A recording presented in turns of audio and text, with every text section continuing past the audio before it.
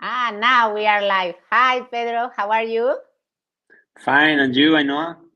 Fine, thank you. So, hello, everyone. Today we have this live with Pedro that I'm introducing you today.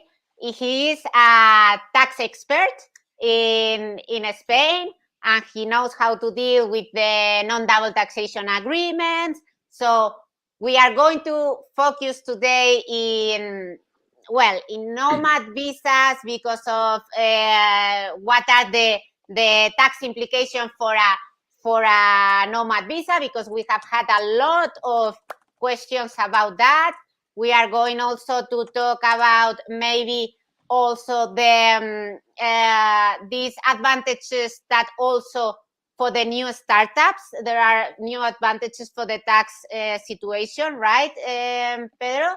And maybe we can touch a little some difference with people that are here with a non-lucrative visa, which is the ones that are with a residency permit but not with a work permit, so they are not working here. And I always see that they want to know what taxation is here. So here there is the no double taxation agreement, and maybe we can talk about that.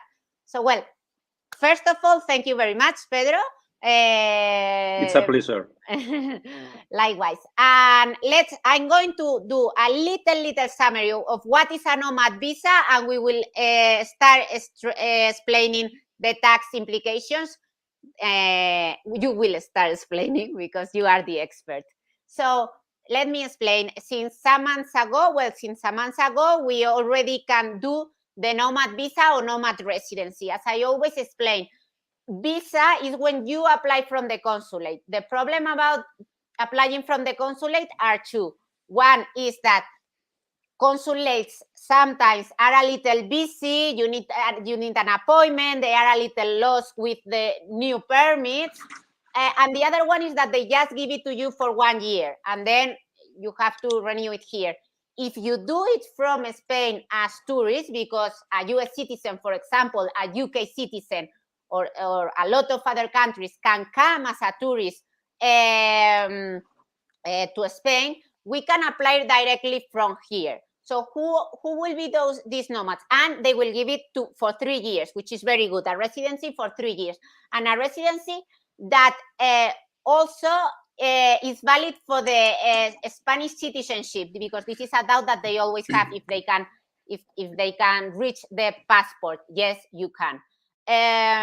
So a nomad visa is someone that, a nomad resident or a nomad visa is someone that can show that can work remotely. So that has been at least 3 months working as an employee or as a freelance, or if you have your own company, we are assuming that you also qualify, and that you've been working for 3 months at least, and you can work remotely. It's very, very, very important to show that all your job can be done remotely. It's very good because they give you 3 years, because you can bring family and the family can work, and because really it's the perfect immigration permit for you, because before we were doing non-lucrative that were a problem because a lot of consulates deny it because you are working even for clients outside, or we were doing freelance visas that are very long, don't include family, and some other things that don't and are difficult. Really, sometimes they were denying also because your clients were outside. We have always won that cases at the trial, but this is the perfect situation for someone that is working remotely. So, Pedro, that you are here, please let us know what the law says regarding nomad residents. I cannot hear you. Sorry, now? Yeah, now, yes. It is important to take into consideration that obtaining nomad visa, it doesn't imply that you became tax resident here in Spain, okay? Basically, there are 2 requirements to be tax resident in Spain. If the taxpayer fulfills at least one of them, it means that she or he becomes tax resident here. The first one is that if the taxpayer remains more than 183 days per year. Per January to December, right? That is important because in immigration, we can have a year from April to April if they come in April. But you mean from January to December, 183 days? Yeah, here in Spain, the tax period started on the 1st of January and ends the 31st of December, okay? So this is the first requirement. And the other one is that the taxpayer has his or her center of vital interest here. It means that if his or her husband or wife is resident in Spanish territory, or more or the most part of his or her assets or income are from a Spanish source, the taxpayer will become tax resident here, okay? These are the requirements stipulated in the Spanish tax law, okay? And so let's say that they become tax resident because they are 183 days, or even that they are not 183 days, their husband or wife or children, I imagine, are here in Spain. That's correct. Then we consider that they are tax residents. So what should they consider? With the fulfillment with at least of one of these requirements, the taxpayer will become tax resident here, okay? So the tax consequences in such case is that the taxpayer will pay taxes here in Spain for his or her worldwide income and assets, okay? If this income or if these assets, if the taxpayers pay taxes also abroad, in this case in the USA, for example, for example, we have the possibility to apply the mechanisms to avoid the double taxation, okay?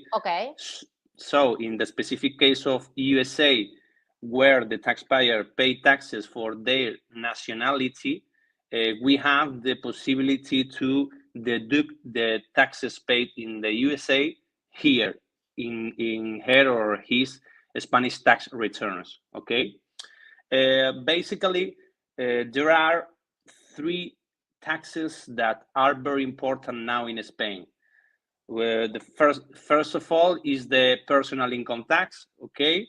In which, as I have mentioned before, the taxpayers pay taxes for all their worldwide income, okay?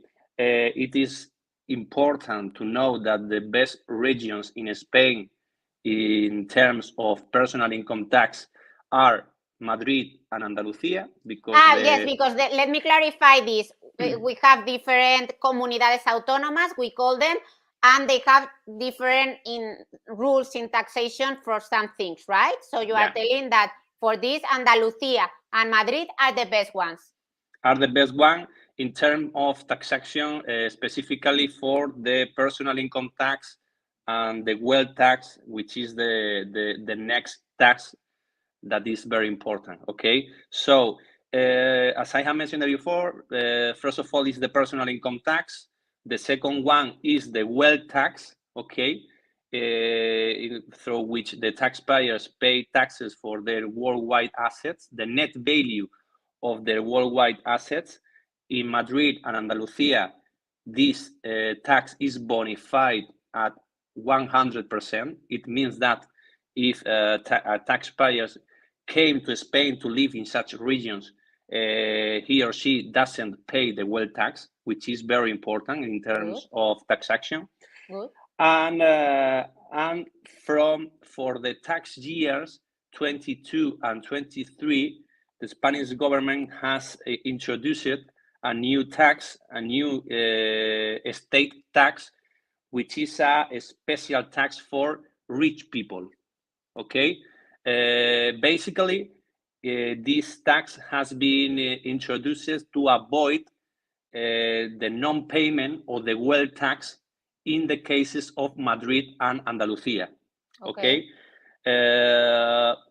Basically, to simplify, a taxpayer paid the wealth tax here in Spain, with the exemptions of Madrid and Andalusia, if the net value of their worldwide assets exceeds 700,000 euros. Okay. Okay. And in the specific case of the special tax for rich people, it is necessary to pay this tax if the net value of the worldwide assets exceeds 3 million euros. Okay. So in the specific case of a taxpayer that came to Spain to live in Madrid and Andalusia, and the net value of their worldwide assets is less than 3 million, it means that he or she doesn't pay not the wealth tax and neither the special tax for rich people. Okay, this is the general taxation here, but there is another special regime which is called Becca law. Okay, it is a special tax regime which has a lot of advantages for people who has their main income and assets located abroad, because despite of being tax resident in Spain, the taxpayers that are under this special tax regime will be taxed in Spain only for the salaries and assets located in Spain or from a Spanish source. Okay, so a taxpayer who is under the Becca law only pay taxes here for the income and assets located in Spain. It is very beneficial for those taxpayers that have their main income and assets located abroad. And the tax rates are also very beneficial. Okay. How much is it? The tax rate is up to 600,000 euros. Is a flat tax rate of 24%. Wow, it's very little. It's very little, and from 600,000 euros is 47%.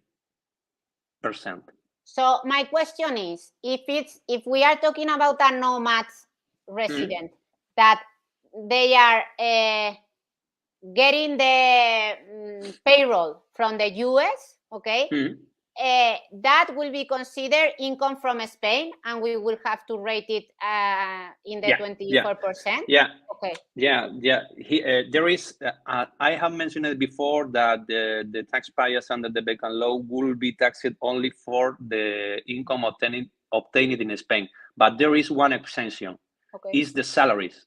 If all the salaries obtained around the world are considered to be obtained here. Okay, so if a USA taxpayer obtains a salary from the USA, this salary will be taxed also here in Spain, but there is the possibility to apply the mechanisms to avoid such double taxation. Yeah, the non-double taxation agreement, right? That's correct. That's correct.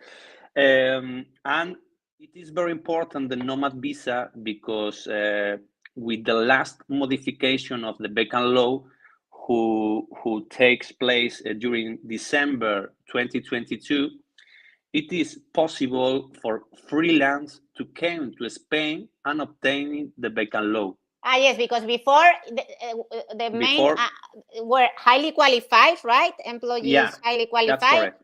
And you also the administrator of a company that didn't have more than 30% or something like that, or no, it has been changed, because now, for example, before this modification, it was not possible to be employed by a foreign company to obtain the Becca law. Yeah, but from December 2022, it is possible to work for a foreign company.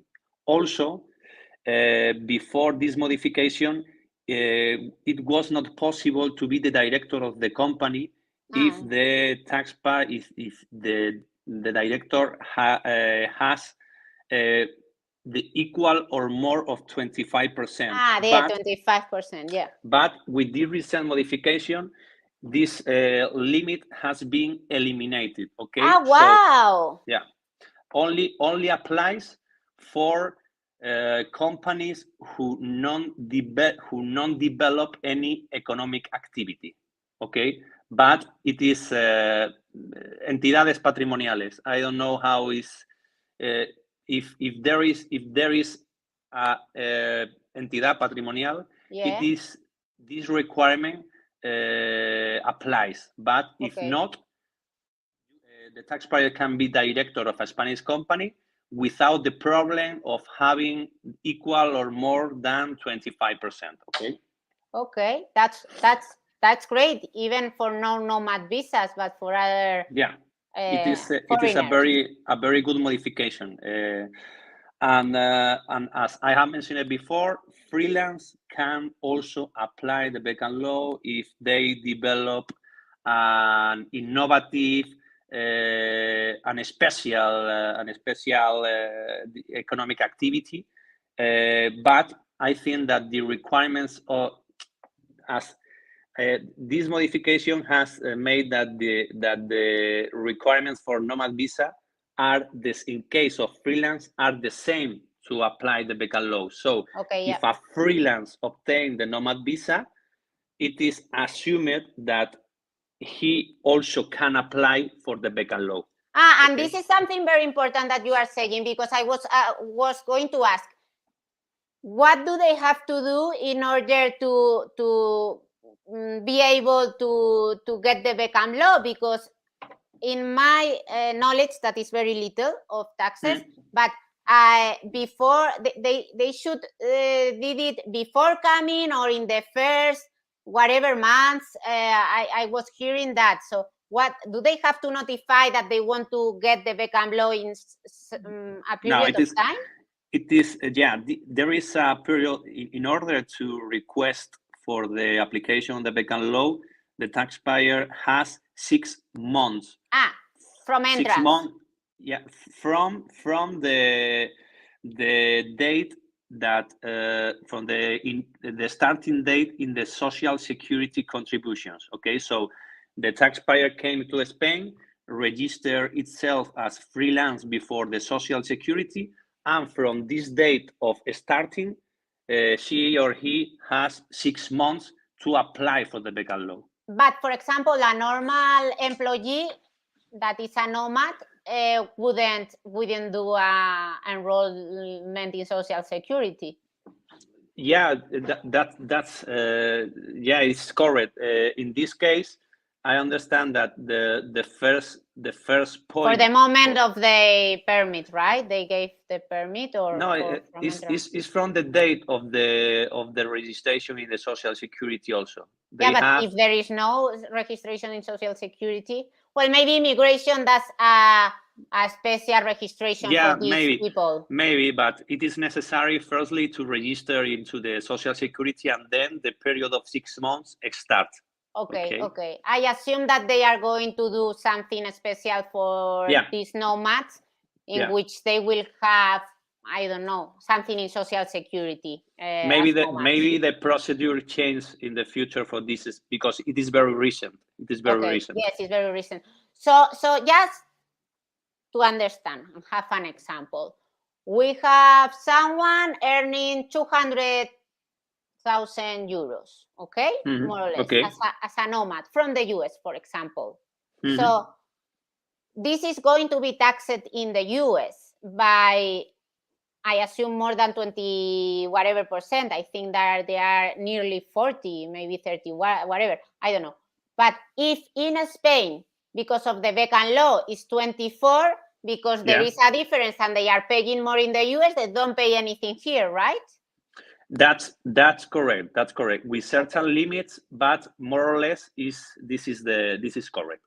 Well, because you always, the tax advisor, have we have also a put lot limitation. Yes, okay. Well, but it's to have the idea. Then, of course, they have to do the specific consultation or analysis of their case. That's correct. That's correct. So it's very good. I think I pay more. And for example, with the same example, imagine that a taxpayer a taxpayer comes to Spain to work, not being under the Becan law with such salary, it implies that the taxation will be around 45%. Yeah. But under the Becan law is only 24%. Yeah. It's very during how many years? 3 or how many? During is the tax period in which the taxpayer came to Spain, and the following 5. The following 5 is perfect. 6 tax years in total. Okay. And okay. Do you want to comment something else, or because I want to ask you about the startups a little, but I don't know if you need to say something else regarding Nomad. About the Nomad visa, I think that everything is okay. It's okay. Okay. Now, in any case, when we finish, we will go to the questions and maybe we speak a little, because, for example, they ask me a lot in the non-lucrative, and now I'm seeing the another question that says we will put it after, but these forms of the 401k that are the plan of retirement plans that they have in the US is very usual that they ask if this is taxed or not or whatever. So, well, we will put the question after. So, okay. In the same law of the Nomad visas and, well, the benefits, tax benefits for the Nomad visa, they were also talking about advantage of the startups, right? Yeah. Which ones are? For example, the tax, the general tax rate here in Spain for companies is 25%.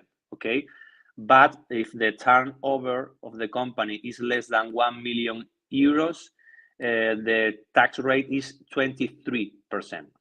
In the case of new companies incorporated in Spain, taking into consideration this new law of startups, they have the possibility to pay taxes during the 4 initial tax periods in which the result are profits. This the fixed tax rate will be 15% instead of 25 or 23%. Wow. Okay. So during the first 4 years from which the company has or have the first profit, they can apply 15% for corporate income tax instead of 23 or 25.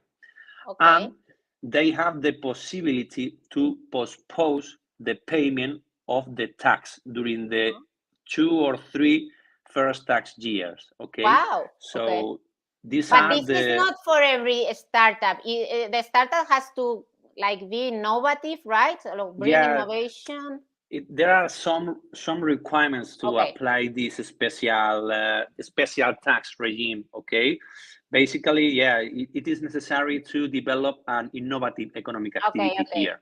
There are another requirements, but it's like in immigration. But the main requirement is that the company develops an innovative economic activity here. Okay, good. I think it's very interesting. And the process of incorporating the company in Spain is more flexible than before. Yeah, exactly. So quicker. They have they have the requirements are more flexible in general terms. Okay. Well, in the US, it's so easy to incorporate a company that, but well, we are getting there. We are getting there. We are in the same way. In the same way. So, well, Raquel, let's see some questions. Okay, what is going to be the taxation for holders of the new digital nomad visa? We have already talked about, but you can do a summary from Valencia or Malaga. Pedro, so this is what you talk about. It's going to be the 24%, right? Yeah, It depends on the tax regime that they applies. Okay, if they applies for the Becan law, the tax rate is 24. If they don't apply for Becan law, is more. It depends on the limit. Why wouldn't they apply? They have the possibility to not apply. Okay, but there is no an advantage of not applying, right? There is no advantage to not apply. The best way to be here is under the Becan law. Okay. So if they don't apply, it's because they don't know, they forget it, whatever. That's correct. Okay. Perfect. And the mere holding of shares abroad is not taxed here.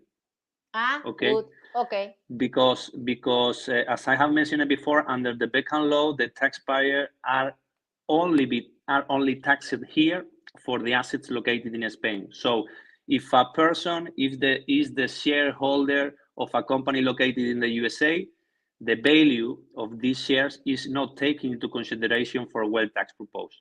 Wow. Okay. Sounds really good, because now we are talking about US and UK, and well, because we are talking in Spanish, but for example, in English. But for example, Mexico, that I have a lot of Mexico clients that they don't want to be taxed in Spain, but because they couldn't apply for the Becan law because maybe they have companies and all that, and before was very difficult to get the Becan law if you were the owner of a company. But now, taking into consideration that it is possible to be employed by a foreign company to obtain the Becan law, the process is very simple. Exactly. In these cases. Exactly. Okay. Interesting.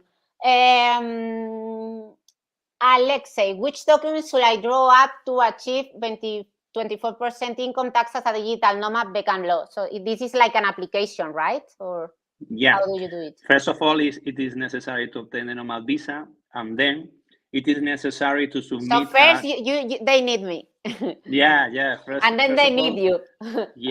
That's the way. It is necessary to submit a specific tax return to request before the Spanish tax authorities the application of the special tax regime. Basically, they need certain information about what was the previous tax jurisdiction in which the taxpayers were tax resident, okay?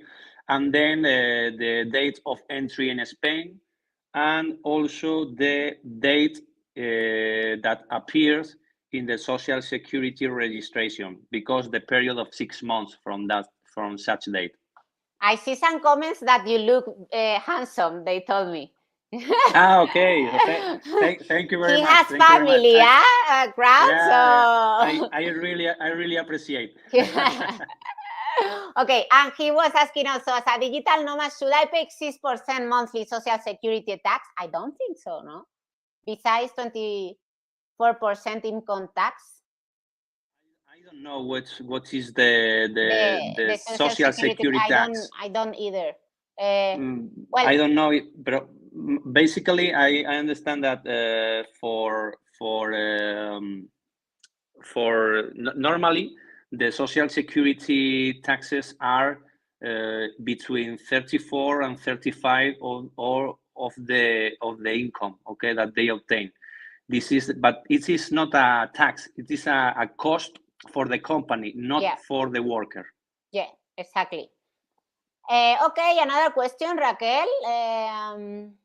I think Melissa, I am citizen of a country with a double tax agreement with Spain. I'm planning to move to Spain under the new digital nomad visa. Under the double tax agreement, where would the tax be processed? In my home country, lower tax, or in Spain, higher tax? In Spain. Yeah, it is the taxpayers who came to Spain to work or to live. It is necessary for them to submit the tax returns here in Spain and then apply here the mechanism to avoid the double taxation. Obviously, it will apply the higher tax of the two, okay? But there is a limitation. you can apply the highest tax, but it is necessary to take into consideration the tax that will apply in the for this level of income here in Spain. So okay? when she says higher tax, is because it's going to be her home country is less than 24. Which wow, what a country!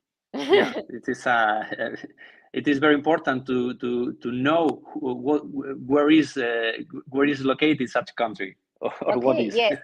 So just to clarify, if I understood correctly, one thing is that they file the tax declaration. One thing is to file the tax declaration, but another thing is to have to pay, no? Because if you fill the tax declaration, for example, with the US, and you have paid already more in the US than the 24%, here you file tax declaration with the details, but you don't pay anything, right? That's correct. That's correct. Okay. In general terms, is correct. Yeah. Okay. I try to simplify because when we are not experts, and I am included, is just to have the general idea. I know that it's case by case, and we have to study everything.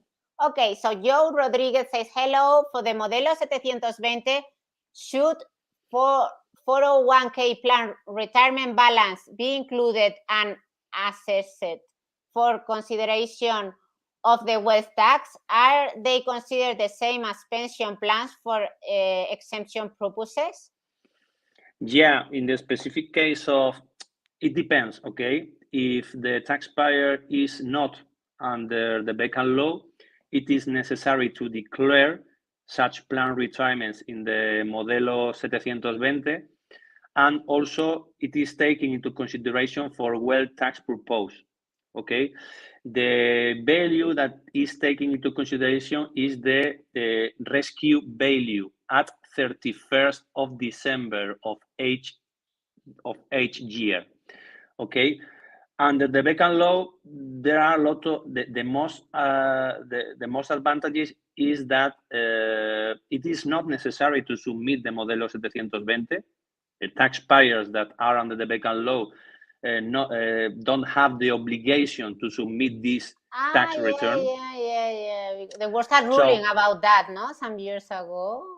Yeah, now it is regarding the general assets. So there was a ruling from the Supreme Court not declaring all the assets outside or something. That's correct. That's correct. People under Beckham law are not required to communicate before the Spanish tax authorities about the assets that they have abroad. Okay, so it is very important. It is another advantage of the Beckham law. And for the wealth tax, as the plan retirement is located abroad, it is not taken into consideration for the wealth tax neither. Okay, so perfect. So in this case, Beckham law is the best way to be here in Spain. So this would be a very good advantage versus the non-lucrative that I told you that this is the non-lucrative is a residency, only a residency permit with no work permit, and they always ask me about this 401k, but if they come with the non-lucrative visa, they cannot get the Beckham law, so this 401k would be included. In such cases, it is necessary to submit the Modelo 720, including this plan retirement, and also it is taken into consideration for wealth tax purpose. Okay, interesting. Okay, Elliot, for Beckham law, there are no immigration questions, but good. For Beckham law, when they say you can't have been a resident in the last 5 years, does that mean tax resident or immigration resident? It is referred only for the tax residency, okay? So if the people or the taxpayer has been tax resident here in Spain during the last 5 years, it is not possible to apply for the Beckham law. But it is only for tax residency. But be careful, because maybe they came as tax resident, or they became tax resident and then don't know it. So they have to really check if they have done everything correctly in the last 5 years. Because, for example, golden visas are very easy not to become tax residents because they don't have to be here 6 months.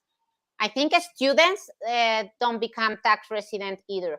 But all the others, because they have to be 6 months per year, it is very likely that they become tax residents. So we have to double check that.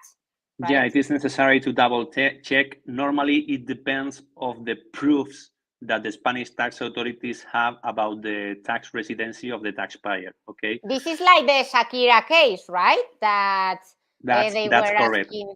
But now maybe she wins the case because they obtained the documents from the doctors without permission, right? That's correct. I like these kind of cases. It depends on the case, but basically, there are cases in which the people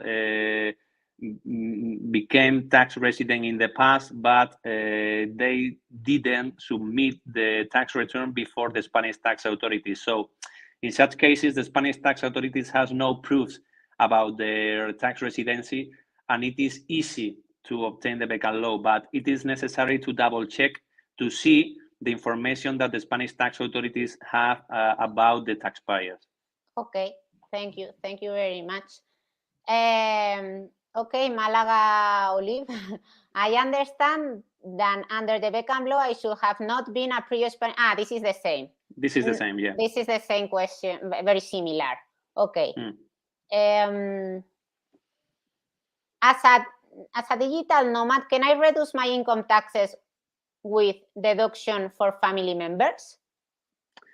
With the vacant law, you can't deduct.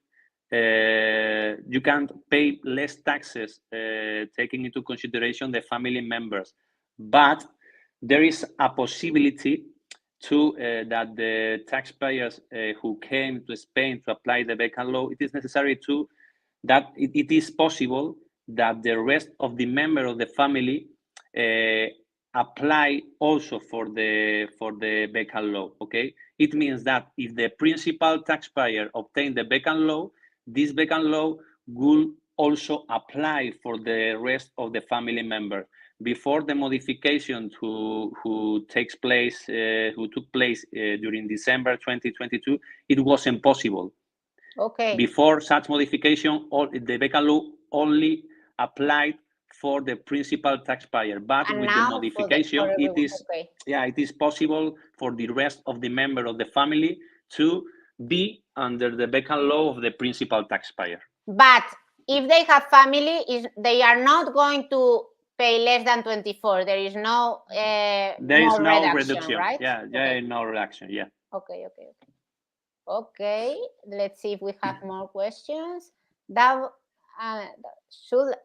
tax treaty. Should I pay 10% tax in the work country first and they pay 15% in Spain, or I need to pay 10% in Armenia and 24% in Spain, and then in the end of the year return 10% from Armenia?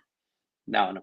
It is according to the double taxation agreement and the vacant law. In this case, the taxpayer pays, in this case, 10% in the origin country, and then in Spain pay the rest, which is 14%. Okay.